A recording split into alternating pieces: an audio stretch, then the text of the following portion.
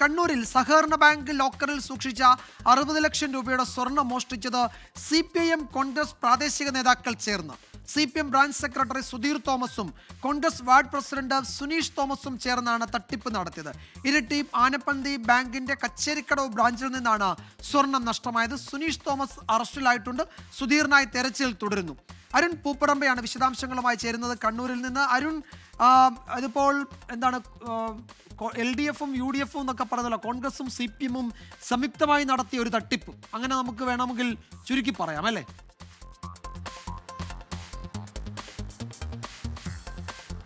തീർച്ചയായും Sudheer Thomas CPMന്റെ Kacherikadavu branch സെക്രട്ടറിയാണ്. Suneesh Thomas Kacherikadavu കോൺഗ്രസിന്റെ വാർഡ് പ്രസിഡന്റാണ്. ഇവർ രണ്ടുപേരും ചേർന്ന് പ്ലാൻ ചെയ്ത് നടത്തിയ ഒരു കവർച്ചയാണ് എന്നതാണ് പോലീസിന്റെ ഇപ്പോഴത്തെ കണ്ടെത്തൽ.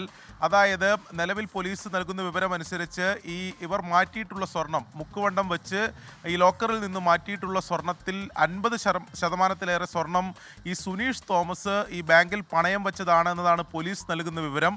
അതോടൊപ്പം തന്നെ സുധീർ തോമസിന്റെ ഭാര്യയുടെ പേരിൽ ഈ ബാങ്കിൽ പണയം വെച്ചിട്ടുള്ള സ്വർണവും ഈ മുക്കുവണ്ടം വെച്ച് ഇവർ മാറ്റിയിട്ടുണ്ട്. അങ്ങനെ ഞാൻ സൂചിപ്പിച്ചതുപോലെ തന്നെ ഇവർ ചേർന്ന് പ്ലാൻ ചെയ്ത് നടത്തിയ ഒരു കുറ്റകൃത്യം തന്നെയാണ് ഇത് എന്നതാണ് പോലീസിന് നൽകുന്ന വിവരത്തിലൂടെ വ്യക്തമാകുന്നത്.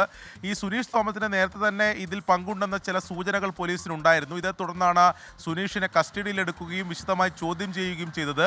ഈ ചോദ്യം ചെയ്യലിലാണ് സുനീഷ് തോമസ് കുറ്റം സമ്മതിച്ചിട്ടുള്ളത്. സുധീർ ഇപ്പോഴും ഒഴിവിലാണ്.